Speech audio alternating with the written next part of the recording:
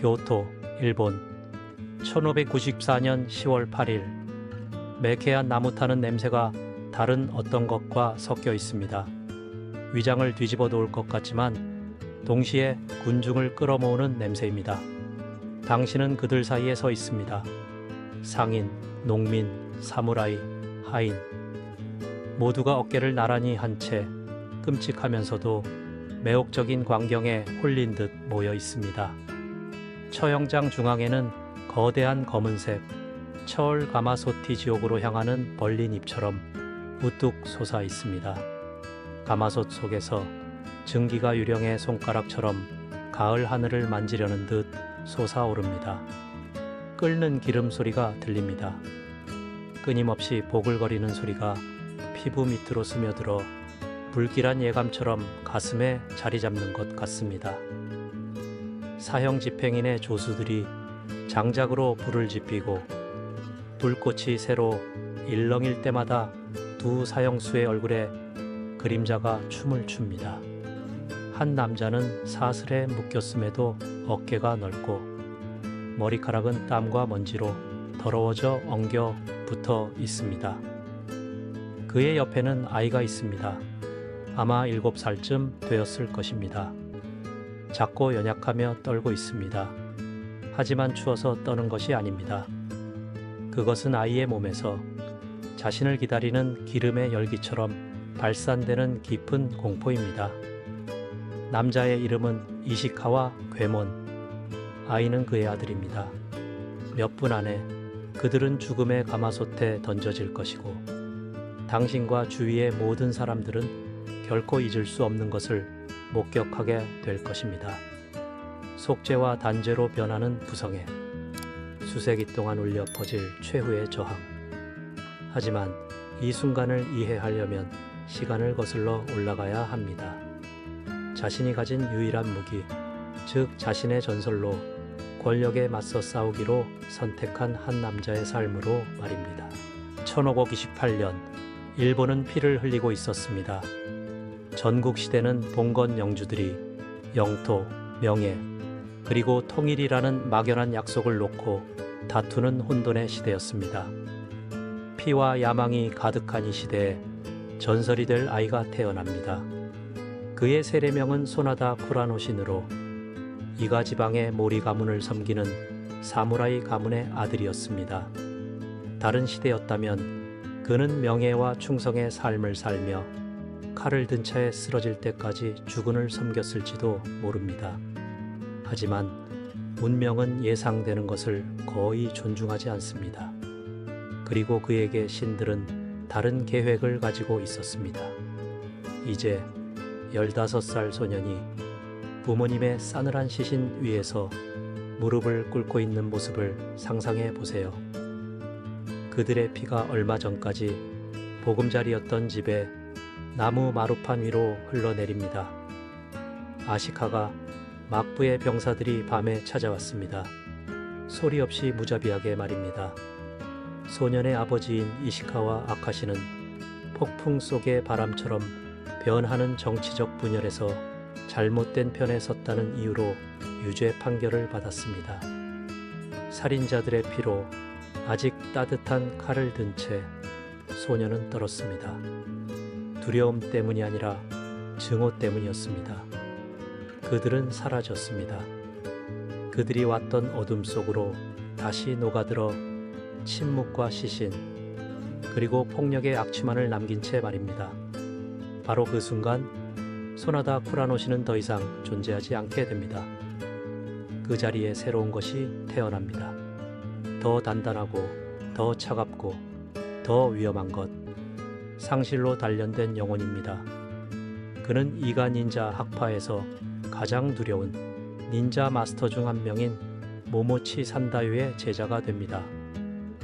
침묵이 가보시고 그림자가 무기인 숨겨진 산악은신척에서 소년은 사라지는 기술을 배웁니다. 독을 복수로 바꾸는 법을 배웁니다.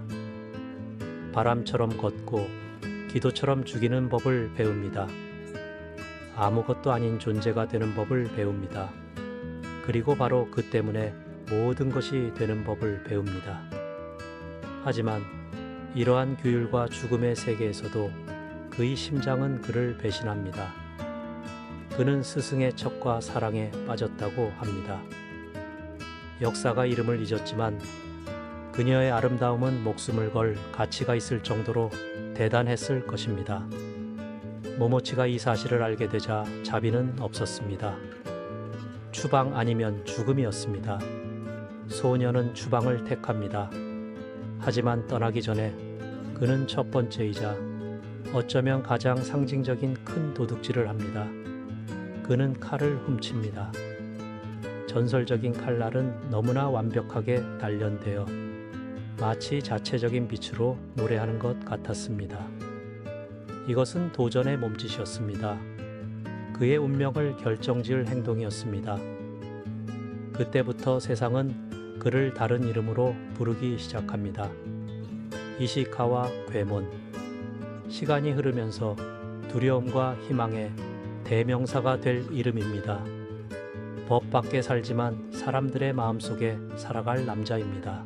16세기 말 간사이 지역은 부와 불평등으로 들끓었습니다. 상인들은 비단, 차, 무기무역으로 빠르게 부자가 되었습니다. 봉건 영주들은 용처럼 보물을 축적했고 불교 사원들은 황제들을 울게 할 만큼 금으로 넘쳐났습니다. 그동안 농민들은 겨울을 나기에 충분한 쌀조차 얻기 힘들었습니다. 극단적인 세상이었습니다. 소수를 위한 절대적인 사치와 다수를 위한 끊임없는 비참함이 공존하는 세상이었습니다. 이 불평등한 세상에 괴몬이 등장합니다. 이제 그림자와 상실로 단련된 성숙한 남자가 된 그는 맹목적인 복수를 좇는 암살자로 돌아오지 않았습니다. 그는 목적을 가지고 돌아왔습니다. 그리고 그 목적은 단순한 생각에서 시작됩니다. 바로 정의입니다. 장면을 상상해 보세요. 1580년 달없는 밤, 오사카의 한 부유한 상인의 저택이 고요히 잠들어 있습니다. 경비병들은 진정한 위험을 본 적 없는 사람들의 전형적인 나태함으로 순찰을 돕니다. 안에서 비단과 금에 둘러싸인 상인은 이익과 새로운 무역 경로를 꿈꿉니다. 그는 지붕 위의 가벼운 발소리를 듣지 못합니다.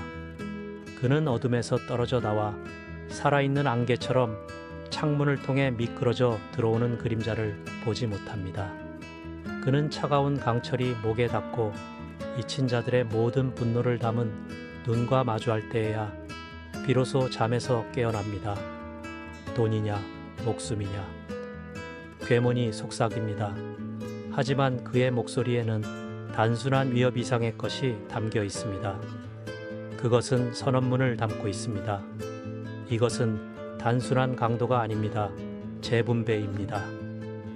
농민과 장인의 땀으로 얻은 그 상인의 금은 진정으로 필요한 사람들에게 돌아갈 것입니다.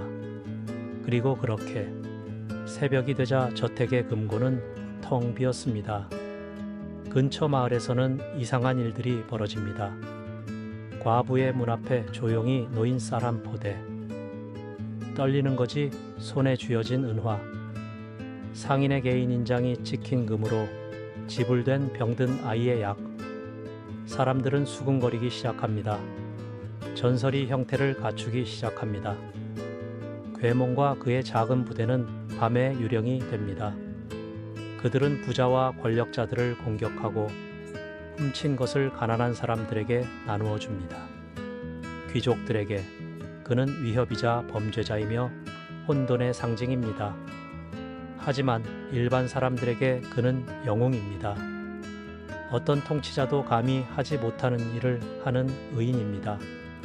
그들의 고통을 이해하고 세상의 불균형을 바로잡기 위해 모든 것을 걸었던 남자입니다. 아이들은 부자들에게서 훔쳐 가난한 사람들에게 나누어주는 고귀한 도둑의 이야기를 들으며 자랍니다. 사람들의 입에서 괴몬은 더 이상 사람이 아닙니다. 신화가 됩니다. 자연의 힘. 억압의 침묵에 맞선 정의의 외침입니다. 하지만 모든 신화는 조만간 관심을 끕니다. 그리고 전설이 커질수록 위험도 커집니다. 괴몬이 그림자 속에서 성장하는 동안 또 다른 남자는 태양의 빛 아래서 떠오릅니다. 농민 가정에서 태어난 도요토미 히데요시는 빈곤의 잔해 속에서 교활함, 야망, 그리고 끝없는 지배욕으로 일어섭니다. 그는 전설적인 오다 노부나가를 섬기고 스승의 죽음 후에 주군들을 차례로 정복하거나 복종시켜 나가다가 1590년대에 마침내 통일된 일본의 절대적인 통치자가 됩니다. 괴몬이 침묵과 칼날을 사용하는 곳에서 히데요시는 군대와 인장을 지휘합니다. 괴몬이 불을 재분배하는 곳에서 히데요시는 축적합니다. 무에서 태어난 두 남자, 거울처럼 반대되는 두 길. 한 명은 억압받는 자들의 정의를 위해 행동하고 다른 한 명은 지배자들의 질서를 위해 행동합니다. 히데요시에게 평화는 협정과 승리한 전투 이상을 요구했습니다. 그것은 불협화음의 종식을 요구했습니다. 그리고 괴몬은 사람들 사이에서 커지는 자신의 전설과 함께 실존적 위협이 됩니다. 반란의 작은 숨결조차도 진압되어야 할 시기에 불복종의 상징이 된 것입니다. 그럼에도 불구하고 두 남자를 가깝게 만든 것은 정치적 계획이 아니었습니다. 그것은 개인적인 비극이었습니다. 괴몬의 아내 오타키는 궁정 여인들의 버금가는 미모를 지녔지만 히데요시의 첩자들에게 끌려갔습니다. 아무도 그녀에게 무슨 일이 일어났는지 확실히 알지 못합니다. 어떤 이들은 남편의 죄 때문에 처형당했다고 말하고 어떤 이들은 아들을 붙잡히지 않게 하려다 죽었다고 말합니다. 하지만 중요한 것은 세부 사항이 아닙니다. 그것이 불러일으킨 분노입니다. 예전에는 균형을 맞추기 위해 훔치던 남자가 이제는 더 깊은 것을 원했습니다. 바로 복수였습니다. 호네게케 깅주구 4년 9월 교토의 후시미성 돌과 나무로 된 하얀 보석은 새로운 일본의 상징처럼 솟아 있습니다. 성 안에서 히데요시는 경비병, 성벽, 비밀에 둘러싸여 잠들어 있습니다. 하지만 괴몬은 수십 년 동안 불가능을 통과하는 훈련을 해왔습니다. 그는 벽을 기어오르고 보초를 피하고 모든 그림자와 소리를 압니다. 연기처럼 움직입니다. 홀을 지나 계단을 오르다가 주요 침실에 다다릅니다. 그곳 이부자리에 누워있는 사람은 일본에서 가장 강력한 남자입니다. 잠시 동안 괴몬은 그저 지켜봅니다. 히데요시는 그가 상상했던 것보다 더 작았습니다. 백발의 피곤한 얼굴을 한 노인이었습니다. 심지어 연약해 보였습니다. 괴몬은 칼을 뽑습니다. 몇 년 전 훔쳤던 억눌린 분노로 노래하는 그 칼날을 말입니다. 한 번의 일격, 단 한 번. 그러면 모든 것이 끝납니다. 하지만 그때 미끄러집니다. 발이 작은 탁자에 부딪힙니다. 청동종이 떨어집니다. 그 소리는 침묵 속에서 천둥 같습니다. 즉시 경비병들이 방으로 난입합니다. 칼을 뽑아듭니다. 괴몬은 자신이 이미 죽일 수 없는 남자의 목에 칼날을 댄 채 포위당했음을 깨닫습니다. 그래서 거의 죽을 뻔한 사람이 믿을 수 없을 만큼 침착하게 앉아있던 히데요시가 말합니다. 위대한 이시카와 괴몬이 드디어 나타났군. 언제 올지 궁금했지. 괴몬은 대답하지 않습니다. 그는 이미 알고 있습니다. 실패했습니다. 그리고 곧 이번 밤의 침묵이 자비로워 보일 정도의 죽음을 맞이하게 될 것임을 알고 있습니다. 재판은 그렇게 불릴 수 있다면 빠르게 진행되었습니다. 괴몬은 후시미성 대강당의 법정으로 끌려갔습니다. 그의 손은 묶여 있었지만 그의 자세는 여전히 꼿꼿했습니다. 거만했습니다. 자랑스러웠습니다. 강당은 가득 찼습니다. 관리들, 장군들, 궁정인들 모두가 전설이 무너지는 것을 보려고 목말라 하라 했습니다. 높은 옥좌에 앉은 히데요시는 자신의 침실을 감히 침범한 남자를 지켜봅니다. 그의 눈에는 기묘한 빛이 돌았습니다. 어쩌면 존경심일 수도, 어쩌면 억눌린 분노일 수도, 아니면 둘 다일 수도. 당신은 도둑질, 강도, 그리고 일본의 정당한 통치자를 암살하려 한 혐의로 기소되었습니다. 히데요시가 강당에 울려 퍼지는 목소리로 선언합니다. 이 혐의에 대해 어떻게 답하시겠습니까? 괴모는 턱을 치켜듭니다. 그리고 자비를 구걸하는 죄수처럼이 아니라 자신의 운명을 받아들이는 전사처럼 대답합니다. 그의 목소리는 흔들리지 않습니다. 말씀하신 모든 죄에 대해 유죄입니다. 그가 선언합니다. 저는 부자들에게서 훔쳐 가난한 사람들에게 주었습니다. 약한 자들을 짓밟는 시스템에 법에 도전했습니다. 그리고 히데요시, 당신을 죽이려 했습니다. 당신이 권력이 백성을 섬겨야지 그 위에 군림해서는 안 된다라는 것을 잊었기 때문입니다. 경악한 침묵이 방을 감쌌습니다. 누구도 히데요시에게 그런 식으로 감히 말한 적이 없었습니다. 하지만 괴모는 멈추지 않습니다. 이것이 죄라면 저는 자랑스러운 죄인입니다. 불의에 맞서 싸우는 것이 배신이라면 저는 기쁜 마음으로 배신자입니다. 저에게 원하는 대로 하십시오. 하지만 아십시오. 다른 이들이 올 것입니다. 가난한 사람들은 언제나 옹호자를 찾을 것입니다. 그리고 폭군들은 언제나 반란을 일으킬 것입니다. 히데요시의 눈이 가늘어집니다. 많은 이들의 마음속에 있던 조용한 박수갈채는 그 순간의 긴장감에 짓눌렸습니다. 그것은 단순한 반항이 아니었습니다.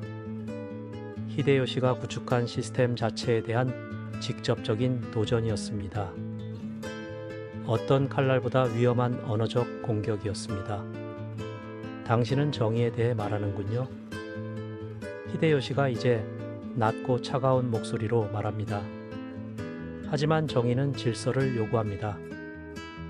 그리고 질서는 처벌을 요구합니다. 당신은 폭력으로 살았으니 이시카와 괴몬, 이제 그 폭력으로 죽을 것입니다. 선고는 칼날처럼 떨어집니다. 삶아 죽이는 형벌, 가장 극악한 범죄에만 적용되는 너무나 드물고 끔찍한 처벌입니다. 하지만 히데요시는 거기서 멈추지 않습니다. 그는 더 많은 것을 원했습니다. 훨씬 더 많은 것을.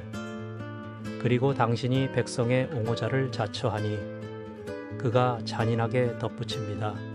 당신의 사랑의 깊이를 시험해 봅시다. 당신의 아들은 당신과 함께 죽을 것입니다. 같은 기름 속에서, 같은 고통 속에서 모든 사람이 권력에 도전하는 대가를 알게 될 것입니다. 괴몬의 얼굴이 일그러집니다. 잠시 동안 그는 숨을 쉴 수 없었습니다. 그의 아들, 그의 어두운 삶의 유일한 빛, 그저 그의 피를 물려받았다는 이유만으로 낙인 찍힌 순진한 아이. 아이는 죄가 없습니다. 그가 소리칩니다. 그리고 처음으로 그의 목소리가 갈라집니다. 원하는 대로 저를 죽이십시오. 하지만 아이는 살려주십시오. 아이는 이럴 자격이 없습니다. 하지만 명령은 확정되었습니다. 그는 당신의 이름을 가지고 있습니다. 히데요시가 말합니다. 그리고 당신의 불복종의 유산도요. 일본은 당신들 둘이 없으면 더 나아질 것입니다. 괴모는 그 순간 자신을 기다리는 것이 단순한 죽음이 아니라는 것을 압니다. 그것은 선멸의 의식입니다.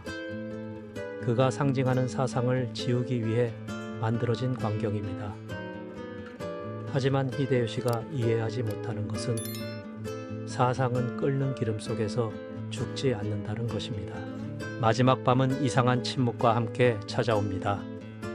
어둡고 차가운 감방에서 괴모는 돌바닥에 앉아 있었고 쇠사슬은 여전히 손목에 묶여 있었습니다.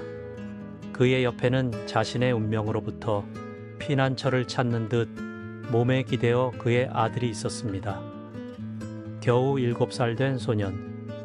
크고 불안한 눈은 어떤 아이도 상상해서는 안 될 것을 이해하려고 애쓰고 있었습니다. 다음 날 새벽에 찾아올 확실한 죽음을 말입니다. 아빠, 그가 가느다란 목소리로 속삭입니다. 우리 내일 죽어요. 괴모는 깊게 숨을 쉽니다. 죄를 짓지 않은 아들에게 그가 벌을 받을 것이라는 것을 어떻게 설명할 수 있을까? 순수함까지 죽이는 시스템의 잔인함을 어떻게 말로 표현할 수 있을까? 그래, 그는 대답합니다. 그는 항상 진실을 말했으니까요. 아파도 말입니다. 그래, 얘야. 소녀는 침묵합니다. 긴 시간 동안 두 사람의 숨소리만이 감방을 채웁니다. 아플 거예요? 그가 조용히 묻습니다. 괴모는 눈을 감습니다. 아플 거야. 그가 솔직하게 대답합니다. 하지만 아빠가 함께 있을 거야. 아빠가 네 손을 잡아줄 거야. 그리고 놓지 않을 거야. 무슨 일이 있어도. 소녀는 아버지의 어깨에 머리를 기대고 고개를 끄덕입니다. 그에게는 혼자 있지 않을 것이라는 약속 앞에서 고통은 작아집니다. 어쩌면 아이들의 세상에서는 아버지의 사랑이 곁에 있다면 죽음이 그렇게 무섭지 않을 수도 있습니다. 그 마지막 침묵 속에서 괴모는 수 한 조각을 집어 마지막 시를 씁니다. 사형수들 사이의 전통입니다. 말 이상인 이별입니다. 유언입니다. 그의 손에서 태어난 시는 단순하고 직설적이며 영원합니다. 도둑의 몸을 끓여도 그 영혼을 끓일 수는 없으리. 부자와 가난한 자가 있는 한 도둑은 다시 태어나리라. 그것은 고백이자 예언입니다. 자신뿐만 아니라 더 큰 진실에 대해 말합니다. 불평등은 언제나 저항을 낳을 것입니다. 그리고 정의의 불꽃은 한 사람 안에서는 꺼질 수 있지만 모든 사람 안에서는 결코 꺼지지 않을 것입니다. 그 감방에서 아들이 품에 잠들어 있는 동안 괴모는 잠들지 않습니다. 그는 깨어 있었습니다. 침묵에 감시를 하며 벼랑 끝에 선 파수꾼처럼 말입니다. 그는 고통을 두려워하지 않았습니다. 그는 아들의 비명을 두려워했습니다. 그리고 다음 날 그의 마지막 싸움은 히데요시와의 싸움이 아니라 시간과의 싸움, 기름의 열기와의 싸움, 그리고 죽음 자체와의 싸움이 될 것임을 알고 있었습니다. 마지막 순간까지 자신이 가장 사랑하는 것을 지키기 위해서 말입니다. 교토 1594년 10월 8일 태양이 하늘에 겨우 걸쳐 있었지만 난젠지 사원 앞 처형장은 이미 가득 찼습니다. 상인들, 승려들, 사무라이들, 농민들 모두가 예고된 공포를 한 번이라도 보기 위해 밀치고 있었습니다. 공기는 뜨거운 기름 냄새와 타는 나무 냄새로 가득했습니다. 공간 중앙에 철, 가마솥이 괴물처럼 기다리고 있었습니다. 연기가 짙은 나선형으로 피어오르고 불꽃이 튀는 소리 하나하나가 다가올 고통을 알리는 듯 했습니다. 히데요시가 참석했습니다. 높은 단상에 앉아 그는 움직이지 않는 얼굴로 장면을 지켜보고 있었습니다. 권위에 의해 조각된 동상처럼 말입니다. 괴몬이 아들과 함께 사슬에 묶여 끌려올 때도 그의 눈은 깜빡이지 않았습니다. 아이는 아버지의 옷자락을 꼭 붙들었습니다. 군중의 웅성거림은 기대, 두려움, 연민이 뒤섞여 있었습니다. 그들은 이런 것을 본 적이 없었습니다. 끓여 죽이는 처형, 아버지와 아들, 함께 사형 집행인이 나타납니다. 키가 크고 차가운 얼굴을 한 그는 건조한 목소리로 명령을 낭독합니다. 사형수들은 발부터 기름에 잠길 것이다. 천천히 고통의 순간순간을 느끼도록. 자비는 없을 것이다. 괴모는 떨지 않습니다. 하지만 아들의 손을 꽉 잡습니다. 아이는 위를 올려다봅니다. 눈을 크게 뜨고 보호를 찾습니다. 그리고 괴모는 속삭입니다. 내가 뭐라고 했지? 아빠는 놓지 않을 거야. 하지만 그때 경비병들이 다가와 둘을 떼어놓으려 합니다. 아이를 자체 쇠사슬에 묶어 아버지와 함께 내리려고 말입니다. 바로 이 순간 괴모는 상상할 수 없는 일을 저지릅니다. 절규하며 그는 아들을 머리 위로 들어 올립니다. 사슬과 감방으로 약해졌던 그의 근육은 순수한 사랑에서 비롯된 힘으로 불타오릅니다. 그는 아들을 마치 하늘을 떠받치듯이 가마솥에서 최대한 멀리 높이 들어 올립니다. 군중은 숨을 죽입니다. 사형 집행인은 망설입니다. 시선은 결정을 구하듯 히데요시에게로 향합니다. 히데요시는 그저 미묘하게 고개를 끄덕입니다. 처형은 계속되어야 합니다. 사슬이 내려가기 시작합니다. 괴몬의 발이 기름에 닿습니다. 그의 목에서 터져 나오는 비명은 천둥소리 같습니다. 하지만 그는 아들을 놓지 않습니다. 기름이 발목에 닿고 무릎에 닿고 허리에 닿을 때까지도 그의 피부가 갈라지고 찢어지고 벗겨져도 그는 계속 붙잡고 있습니다. 아이의 눈은 눈물로 가득 차지만 울지 않습니다. 아이는 믿습니다. 1cm마다 영혼과 같습니다. 군중은 절대적인 침묵 속에 있습니다. 어떤 이들은 울고 어떤 이들은 무릎을 꿇습니다. 아무도 히데요시를 보지 않습니다. 기름이 괴몬의 가슴에 닿습니다. 그의 팔이 떨립니다. 근육이 힘을 잃습니다. 아이가 미끄러지기 시작합니다. 그리고 그때 사랑의 마지막 몸짓이자 연민의 몸짓으로 괴모는 아들이 고통받는 것을 허락하지 않기로 결심합니다. 갑작스럽고 단호한 움직임으로 그는 아들을 기름 속으로 빠르게 가라앉혀 즉사시킵니다. 증오 때문이 아닙니다. 자비 때문이었습니다. 곧이어 그는 아들의 움직이지 않는 몸을 마치 조용한 깃발처럼, 고통과 용기의 깃발처럼 자신 위로 들어 올립니다. 기름이 올라와 그의 얼굴, 가슴, 팔을 덮습니다. 하지만 마지막까지 그는 붙잡고 있습니다. 마지막 숨을 거둘 때까지, 모든 것이 꺼질 때까지. 광장은 충격에 잠겨 있습니다. 침묵은 절대적입니다. 괴몬의 몸은 마지막까지 지키려 했던 아들을 데리고 가라앉습니다. 경고가 되어야 했던 처형은 상징이 됩니다.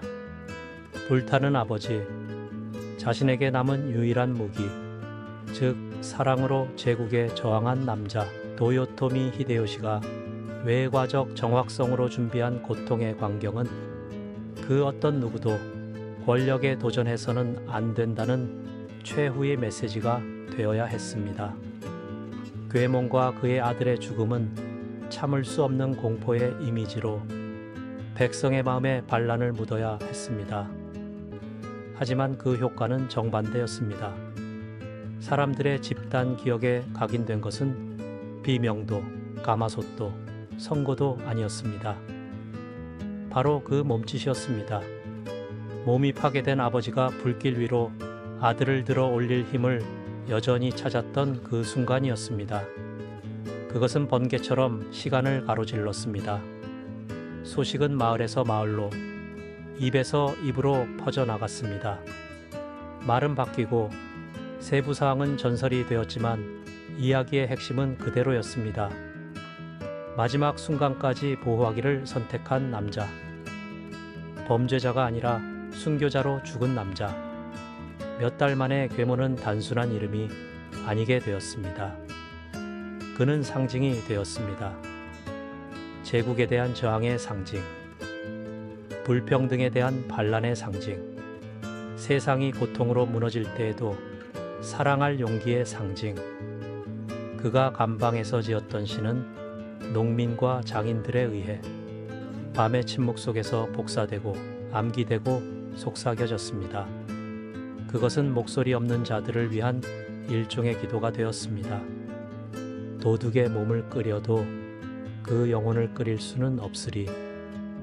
그리고 무엇보다 아이러니한 것은 그의 처형 도구였던 체올 가마소티, 그의 이름을 띠게 되었다는 것입니다. 괴몬부로 우유웨이맨 풍루, 괴몬의 목욕동. 어쩌면 섬뜩한 찬사일 수도 있지만 또한 기억이기도 했습니다. 따뜻한 목욕을 할 때마다, 증기로 따뜻해진 집마다 사람들은 정점에 도전할 용기를 냈다가 산채로 삶아진 남자를 기억했습니다. 가부키 극장은 그의 이야기를 상연했습니다. 화가들은 불길 속에서 아들을 안고 있는 근육질팔에 그의 이미지를 영원히 남겼습니다. 작가들은 새로운 모험을 만들어 그의 전설을 확장하여 그를 거의 반신반인, 반셴반렌으로 만들었습니다. 무적이며 보이지 않고 지칠 줄 모르는 존재로 말입니다. 가난한 사람들에게 그는 희망이었습니다. 부자들에게는 묻힐 수 없는 악몽이었습니다. 하지만 아마도 그의 가장 강력한 유산은 향연기처럼 공중에 매달린 채 그가 남긴 질문일 것입니다. 부후의 덕과 소수에게 집중되고 정의가 강자들에게 봉사하는 세상에서 올바른 대답은 무엇인가? 복종 아니면 반란? 괴몬은 반란을 선택했습니다. 그리고 모든 것을 잃었습니다. 삶을, 아내를, 아들을. 하지만 그 대가로 그는 히데요시가 결코 가질 수 없었던 것을 얻었습니다. 백성들의 마음속에 있는 불멸성을 말입니다. 이시카와 괴몬과 그의 아들이 교토의 가마솥에 삼켜진 지 4세기가 지났습니다. 오늘날 우리가 아는 일본은 성 사무라이 쇼군으로 가득했던 그 세상과는 알아볼 수 없을 정도로 변했습니다. 우리는 정기, 현대 법률, 그리고 국민을 대표한다고 선언하는 정부가 있는 시대에 살고 있습니다. 하지만 기술적이고 도시적인 표면 아래에는 오래된 상처가 여전히 열려 있습니다. 바로 불평등입니다. 괴몬의 길을 만들었던 바로 그 불평등. 고아가 된 소년을 영원한 상징으로 바꾸었던 바로 그 불평등. 모든 발전에도 불구하고 부자는 여전히 더 부자가 됩니다. 가난한 사람들은 여전히 세상의 무게를 어깨에 짊어지고 있습니다. 그리고 시스템은 봉건적이든 민주적이든 종종 순진한 자들을 계속해서 벌하고 저항하는 자들을 침묵시키며 가진 것 없는 자들을 잊어버립니다. 이제 차갑고 역사의 박물관에서 먼지를 뒤집어 쓴 가마솥은 더 이상 살을 끓이지 않을 것입니다. 하지만 불의는 여전히 피를 끓게 합니다.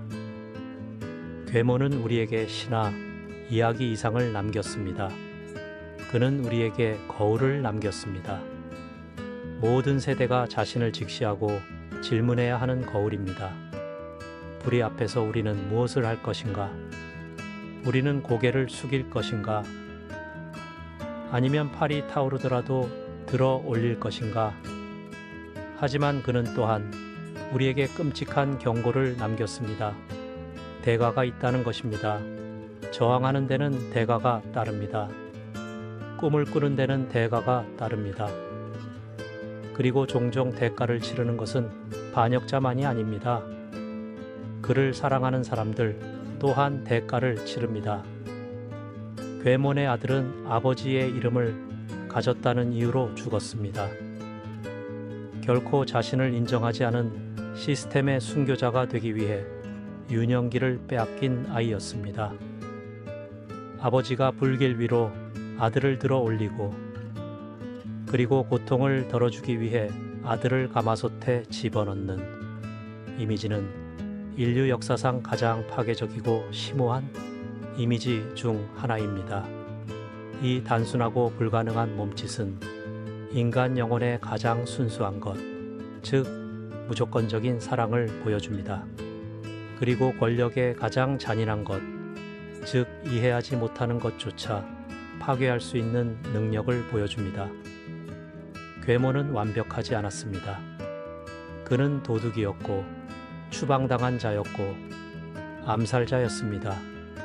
하지만 또한 아버지였고 연인이었고 의인이었습니다. 어쩌면 결코 보지 못할 세상을 위해 싸우기로 선택한 남자였습니다. 그리고 그 때문에 그는 영원해졌습니다. 그는 책 속에, 무대 위에, 그림 속에 살아 있습니다. 하지만 무엇보다 그는 침묵을 거부하는 모든 사람 안에 살아 있습니다. 사회 계층의 꼭대기를 보고 옳지 않아 라고 말하는 모든 사람 안에 살아 있습니다. 가마솥은 식었습니다. 히데요시의 제국은 무너졌습니다. 하지만 괴몬 안에서 타오르던 불꽃은 여전히 타오르고 있습니다. 정의를 믿는 자들의 말과 행동, 그리고 꿈속에서 말입니다. 그리고 어쩌면 세상이 다시 그림자에 잠길 때 우리는 불꽃 속에서 외쳐졌던 그 사랑의 메아리를 듣게 될 것입니다. 시간을 거스르는 속삭임을 말입니다. 아빠는 놓지 않을 거야.